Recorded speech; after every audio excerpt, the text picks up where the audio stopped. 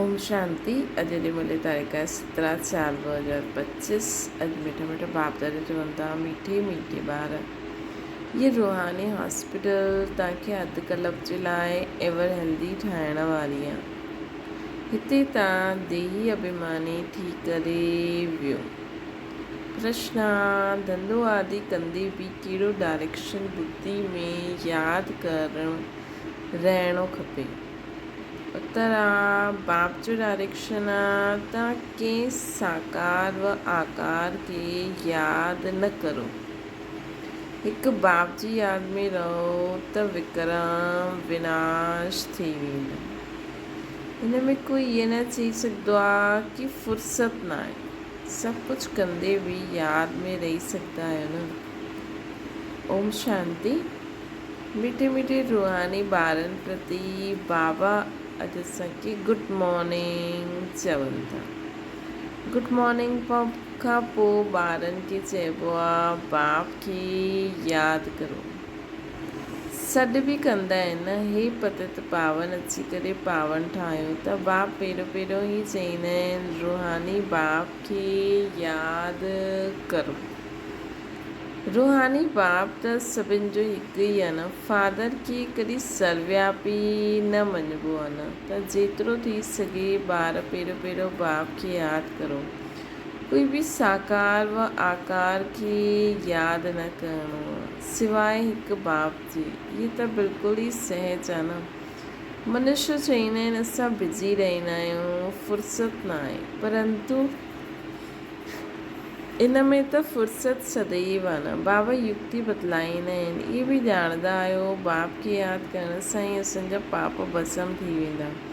मुख्य ॻाल्हि इहो आहे, धंधे आदि जी कोई मना न आहे। उहो सभु कुझु कंदे हुए सिर्फ़ु बाप खे यादि करो त विक्रम विनाश थी वेंदा। इहे त सम्झंदा आहियो असां पतित आहियूं। साधु संत ऋषि मुनि आदि सभु साधना कंदा आहिनि। साधना कबी आहे भॻवान सां मिलण जी। सो जेसि ताईं उन्हनि जो परिचय न हुजे तेसि ताईं त मिली न सघंदो न। बाबा है न साधना कंदा आहिनि भॻवान जी, लेकिन परिचय त आहे न, त मिली कीअं सघंदो। साधना करे मिले बि त असां पहचाने ई न सघूं त। तव्हां ॼाणंदा आहियो बाप जो परिचय दुनिया में कोई खे बि न आहे। देह जो परिचय त सभिनि खे आहे। वॾी चीज़ जो परिचय झटि मालूम थींदो आहे। आत्मा जो परिचय त सभु त जॾहिं बाप जे तॾहिं सम्झाए। आत्मा ऐं शरीर ॿ चीजूं आहिनि। आत्मा हिकु स्टार आहे, ॾाढी सूक्ष्म आहे, उनखे कोई ॾिसी न सघंदा आहिनि। त हिते जॾहिं अची करे वेंदा आहियो त देही अभिमानी थी करे वेहणो खपे। इहे बि हिकु हॉस्पिटल आहे न, अधु कलाक जे लाइ एवर हेल्दी ठाहे छॾंदी आहे। आत्मा त अविनाशी आहे, कॾहिं विनाश न थींदी। आत्मा में सॼो पार्ट आहे न। आत्मा चईंदी आहे मां कॾहिं विनाश खे न पाईंदमि। एतिरी सभु आत्मायूं अविनाशी आहिनि।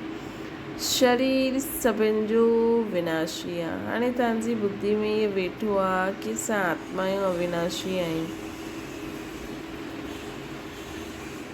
है न। हाणे तव्हांजी बुद्धि में आहे कि असां सभु आत्मायूं अविनाशी आहियूं, असां 84 जन्म वठंदा आहियूं। इहे ड्रामो आहे न। हिन में धर्म स्थापक केरु कॾहिं ईंदो आहे, केतिरा जन्म वठंदा आहिनि, इहे त ॼाणंदा आहियो न। 84 जो जनम त ॻायल आहे, ज़रूरु कंहिं हिकु धर्म जा हूंदा।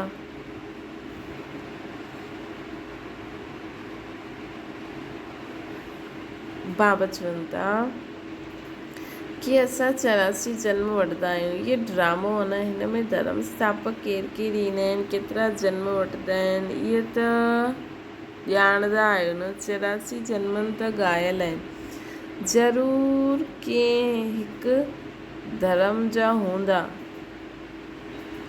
त 84 जन्म ॻायल आहिनि त ज़रूरु कंहिं धर्म जा हूंदा। सभिनि जा त न थी सघनि, सभु धर्म इकट्ठा त न अची सघंदा आहिनि। असां ॿियनि जो हिसाब छो कढूं। ॼाणंदा आहियूं फलाणे समय ते धर्म स्थापन कंदा। उन्हनि जी पोइ वृद्धि थींदी। सभु सतो प्रधान खां तमो प्रधान त थियणो ई आहे। दुनिया जॾहिं तमो प्रधान थिए तॾहिं पोइ बाप अची करे उनखे सतो प्रधान सतयुग ठाहींदा आहिनि। हाणे तव्हां ॿार ॼाणंदा असां भारतवासी पोइ नई दुनिया में अची करे राज्य कंदा आहियूं। ॿियो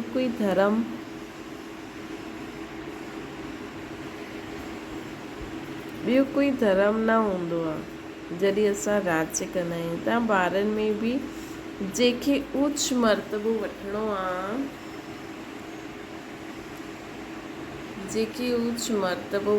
आहे वो जास्ती बाबा खे यादि रहण जो पुरुषार्थ कंदा। समाचार बि लिखंदा कि बाबा असां एतिरो समय यादि में रहंदा आहियूं। कई त पूरो समाचार लज जे मारे लिखंदा ई न आहिनि। सम्झंदा आहिनि बाबा छा चईंदा, परंतु मालूम त पवंदो आहे न। स्कूल में टीचर स्टूडेंट खे चईंदा आहिनि न कि तव्हां अगरि पढ़ंदव न त फेल थी वेंदव। लौकिक माउ बाप बि ॿारनि जी पढ़ाई सां सम्झी वठंदा आहिनि। इहे त ॾाढो वॾो स्कूल आहे। हिते त नंबरवार विहारे न सघंदा आहियूं। बुद्धि में सम्झ में ईंदो आहे नंबरवार त हूंदा ई आहिनि।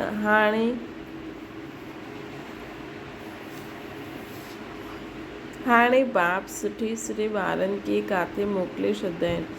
उहे पोइ हली वेंदा आहिनि त ॿिया लिखंदा आहिनि असांखे महारथी खपे त ज़रूरु सम्झंदा उहा असांखां होशियारु नामी गिरामी आहे। नंबरवार त हूंदा ई आहिनि। प्रदर्शनी में अनेक प्रकार जा ईंदा आहिनि त गाइड्स बि खड़ा रहणा खपनि। जांच करणी खपे न। रिसीव करण वारनि खे ॼाणंदा आहिनि ये कंहिं प्रकार जो आदमी आहे जो उन्हनि खे पोइ इशारो करणो खपे कि इन्हनि खे तव्हां सम्झायो। तव्हां बि सम्झी सघंदा आहियो।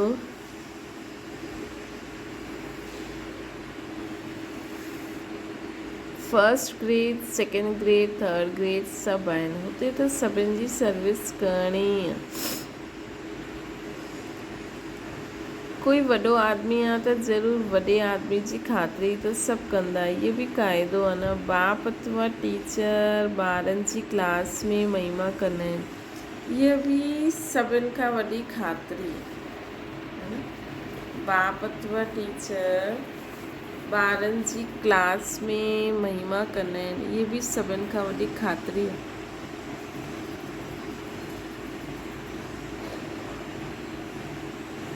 नाम कढण वारे ॿारनि जी महिमा अथवा ख़ातिरी कबी आहे न। इहो फलानो धनवान आहे, रिलीजियस माइंडेड आहे। इहे बि ख़ातिरी आहे। हाणे तव्हां इहे ॼाणंदा आहियो उच ते उच भॻवानु आहे। चईंदा बि आहिनि बराबरि उच ते उच आहे, परंतु पोइ चईंदा आहिनि उन्हनि जी बायोग्राफी ॿुधायो त चई ॾींदा आहिनि सर्वव्यापी आहे। बसि हिकदमि हेठि करे छॾींदा आहिनि। हाणे त सम्झाए सघंदा आहियो सभिनि खां उच ते उच भॻवानु आहे। उहो मूल वतन वासी सूक्ष्म वतन में इहा आहिनि। इहे देवता आहिनि। हिते रहंदा आहिनि मनुष्य त उच ते उच भॻवानु उहो निराकार। पोइ सूक्ष्म वतन में देवता रहंदा आहिनि। पोइ हिते रहंदा आहिनि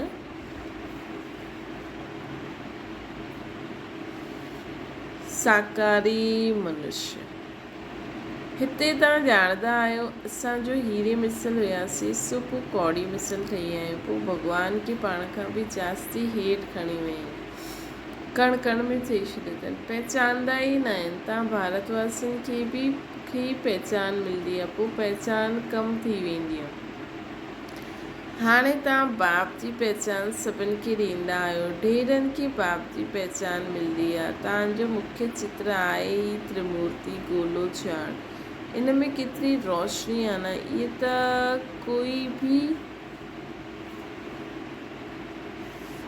त कोई बि चईंदा इहे लक्ष्मी नारायण सतयुग जा मालिक हुया। अच्छा, सतयुग जे अॻियां छा हुयो इहे बि हाणे तव्हां ॼाणंदा आहियो। हाणे आहे कलयुग जो अंत ऐं आहे ई प्रजा जो प्रजा ते राज।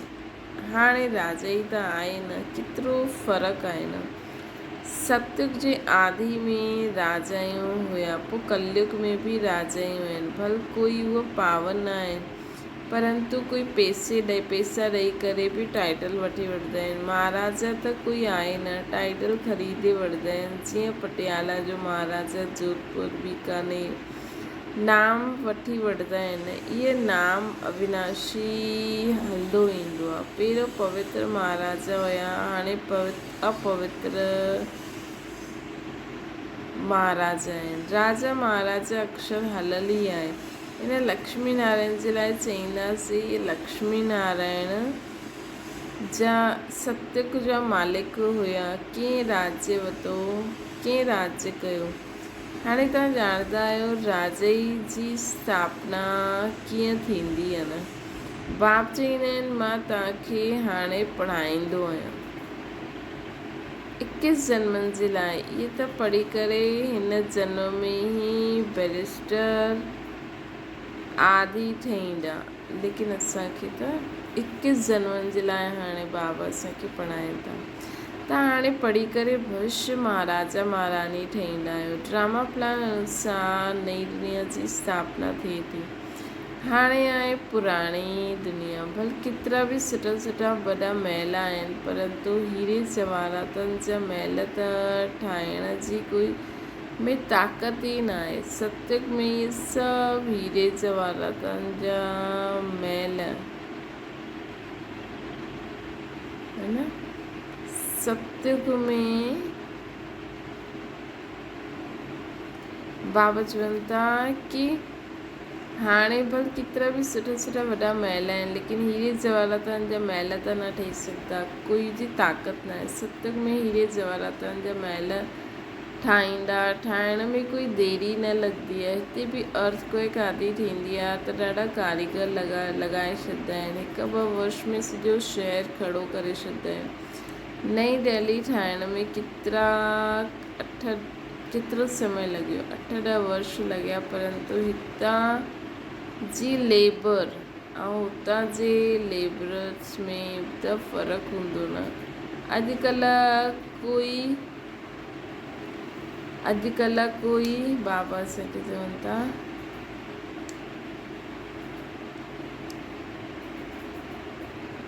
अॼुकल्ह त नई इन्वेंशन बि कढंदा रहंदा आहिनि। मकान ठाहिण जी साइंस जो बि ज़ोर आहे न। सभु कुझु तयारु मिलंदो आहे। झटि फ्लैट तयारु थी वेंदो आहे। ॾाढो जल्दी ठाहींदा आहिनि त उहे सभु हुते कम में ईंदा। इहे सभु साथ हलणा आहिनि। संस्कार त रहंदा आहिनि। इहे साइंस जा संस्कार बि हलंदा। साइंस जा संस्कार बि हलंदा।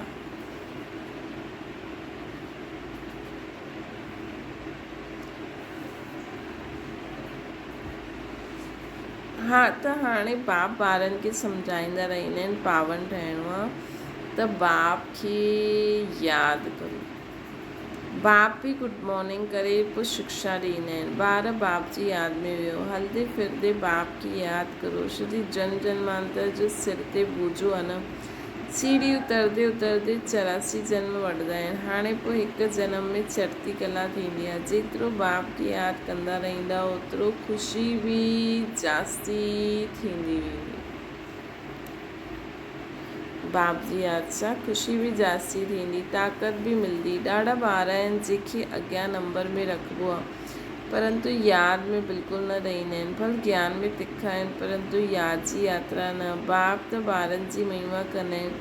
इहे बि नंबर 1 में आहे त ज़रूरु महिनत बि कंदा हूंदा। तव्हां हमेशह सम्झो कि शिव बाबा सम्झाईंदा आहिनि त बुद्धि योग हुते लॻल रहे। इहे बि सिखंदा त हूंदा न। पोइ बि चईंदा आहिनि बाबा खे यादि करो। कंहिंखे बि सम्झाइण जे लाइ चित्र खपे। भॻवानु चईंदा आहिनि, भॻवानु चइबो ई आहे निराकार खे। उहे अची करे शरीर धारण कंदा आहिनि। हिकु भॻवान जा सभु ॿार आत्मायूं भाव आहिनि। हाणे हिन शरीर में विराजमान आहिनि। सभी अकाल मूर्त आहिनि। इहे अकाल मूर्त जो तख़्त अकाल तख्त आहे, ॿियो कोई ख़ासि चीज़ न आहे, सभु तख्त आहिनि अकाल मूर्त आत्मा जा। भ्रुकुटी जे विच में आत्मा विराजमान थींदी आहे न, हिनखे चइबो आहे अकाल तख्त। अकाल तख्त अकाल मूर्त आत्माउनि जे लाइ। आत्माएं सभु अकाल आहिनि, केतिरी अति सूक्ष्म आहिनि। बाप त निराकार आहे न, उहा आत्माउनि खे अची करे हिन शरीर, बाबा चवनि था कि बाप त आहे ई निराकार, उहो पंहिंजो तख्त किथां खणी अचे। बाप त चईंदा आहिनि मुंहिंजो बि इहो तख्त आहे, मां पंहिंजो इहो तख्त लोन वरितो आहे न। बाबा खे त पंहिंजो तख्त, ब्रह्मा बाबा जो तख्त, आत्मा जो तख्त, ब्रह्मा बाबा जी आत्मा जो तख्त ही शिव बाबा जी आत्मा जो तख्त। बाबा पंहिंजो तख्त लोन वठंदा आहिनि। ब्रह्मा जे साधारण तन में अकाल तख्त ते अची करे वेहींदा आहिनि। हाणे तव्हां ॼाणे विया आहियो सभु आत्माउनि जो ई तख्त आहे। मनुष्य जी त ॻाल्हि कबी आहे न, जानवरनि जी त न कबी आहे। पहिरियों जो मनुष्य जानवर खां बि बदतर थी विया आहिनि, उहो त सुधरनि। कोई जानवर जी ॻाल्हि पुछे चओ पहिरियों पंहिंजे खे सुधार करो। सत्युग में त जानवर बि ॾाढा फर्स्ट क्लास हूंदा, किचिड़ो आदि कुझु न थींदो।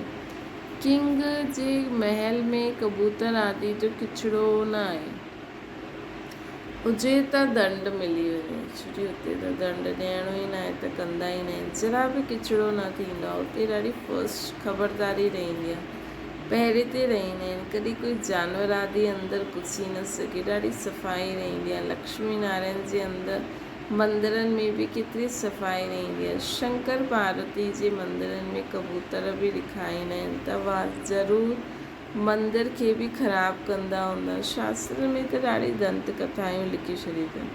हाणे बाप ॿारनि खे सम्झाईंदा आहिनि, उन्हनि में बि थोरा आहिनि जो धारणा करे सघंदा आहिनि, बाक़ी जो कुझु न सम्झंदा आहिनि, बाक़ी त कुझु बि न सम्झंदा आहिनि। बाप ॿारनि खे केतिरो प्यार सां सम्झाईंदा आहिनि। ॿार ॾाढो ॾाढो मिठो ठहो, मुख सां सदैव रतन निकिरणा खपनि। तव्हां त रूह पसंदि आहियो न, तव्हांजे मुख सां पथर न निकिरणा खपनि। आत्मा जी महिमा थींदी आहे। आत्मा चईंदी आहे मां प्रेसिडेंट आहियां, मां फलानो आहियां, मुंहिंजे शरीर जो नाम इहो आहे। अच्छा, आत्मायूं कंहिंजा ॿार आहिनि? हिकु परमात्मा जा, त ज़रूरु उन्हनि सां वरसो मिलंदो हूंदो न बाबा खे। ऐं बाबा जो वरसो ॿारनि खे मिलंदो हूंदो न, परमात्मा हिकु ई आहे त ज़रूरु उन्हनि सां वरसो मिलंदो हूंदो। उहो बि सर्वव्यापी कीअं थी सघंदो आहे? तव्हां सम्झंदा आहियो, असां बि पहिरियों कुझु न ॼाणंदा हुआसीं, हाणे केतिरी बुद्धि खुली आहे। तव्हां कोई बि मंदर में वेंदा, सम्झंदव इहे त सभु कूड़ा चित्र आहिनि। 10 भुजायूं वारा हाथी जी सूंड वारो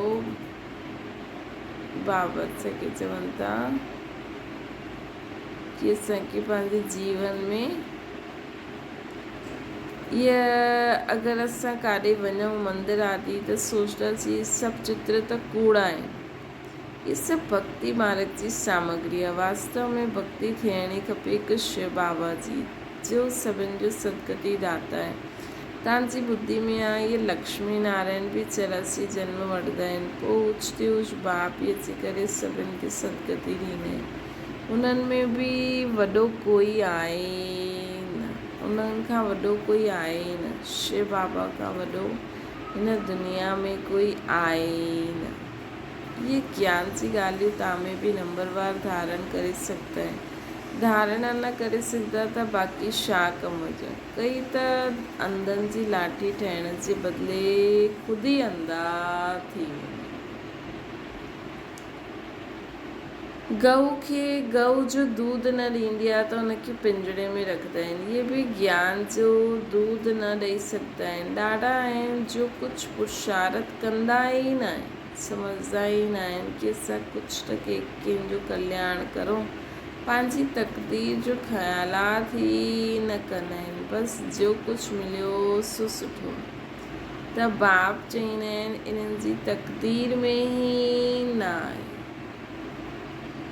हिन करे चईंदा आहिनि जो कुझु मिलियो सो सुठो, है न। पंहिंजी सदगति करण जो पुरुषार्थ करो, पंहिंजी सदगति करण जो पुरुषार्थ करो।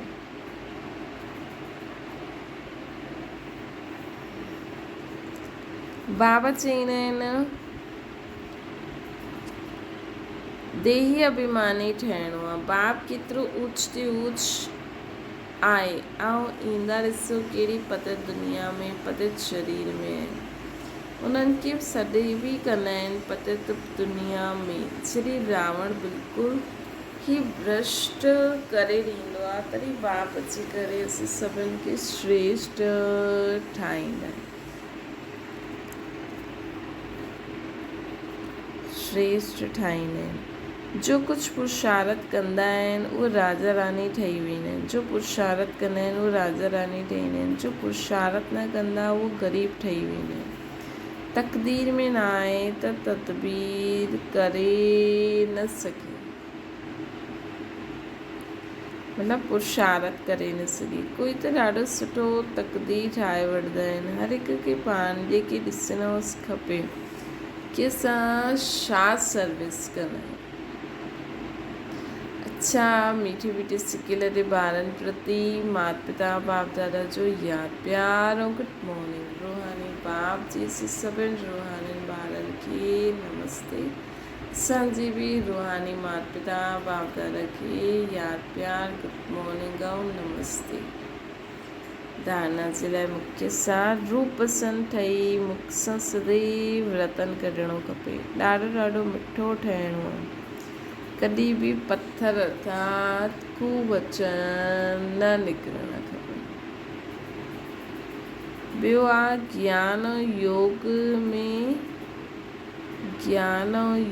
में तिखो रही पंहिंजो ॿियनि जो कल्याण करो। ज्ञान योग में तिखो ठही पंहिंजो ॿियनि जो कल्याण करणु। पंहिंजी उच्च तक़दीर ठाहिण जो पुरुषार्थ करणु। अंदरि जी लाठी ठहिणो। वरदान आहे त्रिमूर्ति स्मृति स्वरूप जो तिलक धारण करण वारा संपूर्ण विजयी ठहिणो। टे स्मृति जा तिलक लॻायो। स्व जी स्मृति, बाप जी स्मृति, ड्रामा जे नॉलेज जी स्मृति। हिन टई स्मृतियुनि में सॼो ज्ञान जो विस्तार समायल आहे। नॉलेज जे वृक्ष जी इहे टे स्मृतियूं आहिनि। नॉलेज जे वृक्ष जी इहे टे स्मृतियूं आहिनि।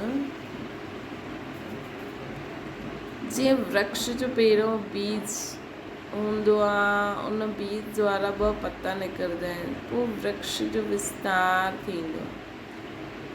ईअं मुख्य आहे बीज बाप जी स्मृति, पोइ 2 पत्ता अर्थात आत्मा और ड्रामा। बाप जी स्मृति सां मां आत्मा जी स्मृति ईंदी ऐं मां आत्मा हिन ड्रामा में हीअं पार्ट वॼाए करे आई आहियां, हीअ स्मृति ईंदी। इन टिनी स्मृतियुनि खे धारण करण वारा स्मृति भव व संपूर्ण विजयी भव जे वरदानी ठही वञे।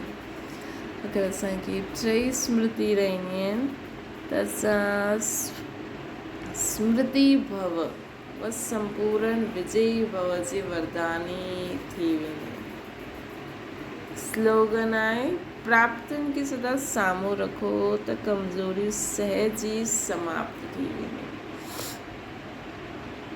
असां बाबा जो ठहिण खां पोइ छा जीवन में प्राप्ति कई आहे ऐं बाबा असांखे ॿियो छा ॾियनि था उहो सभई साम्हूं रखो त कमज़ोरी स्वतः समाप्त थी वेंदी। अव्यक्त इशारो कंबाइंड रूप जी स्मृति से सदा विजयी ठहो। संगम युक्ति ब्रह्मा कुमार कुमारियों अकेला न आहिनि। सिर्फ़ु बाप जे साथ जो अनुभव, कंबाइंड पन जो अनुभव इमर्ज करो, इमर्ज करणो असांखे। त बाबा चवनि था कि जीवन में छा यादि करो कि मां आत्मा बाप सां बाप जे साथ जो अनुभव, कंबाइनपन जो अनुभव इमर्ज करो। ईअं न कि बाप त आहे ई मुंहिंजो साथ आहे, न, साथ जो प्रैक्टिकल अनुभव इमर्ज हुजे। त इहे माया जो वार वार न थींदो, माया हार खाई वठे, माया हार खाई वठंदी। सिर्फ़ु घबरायो न, छा बि थी वञे, हिम्मत रखो, बाप जे साथ खे स्मृति में रखो, त विजय असांजो जनम सिद्ध अधिकार आहे। तॾहिं विजय असांजो जनम सिद्ध अधिकार आहे। छा छा यादि करिणो आहे? बाबा बाप जे साथ जी स्मृति रखो, हिम्मत रखो, है न।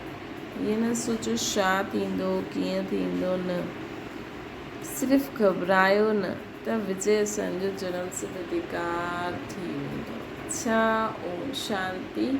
बाबा खे यादि करो।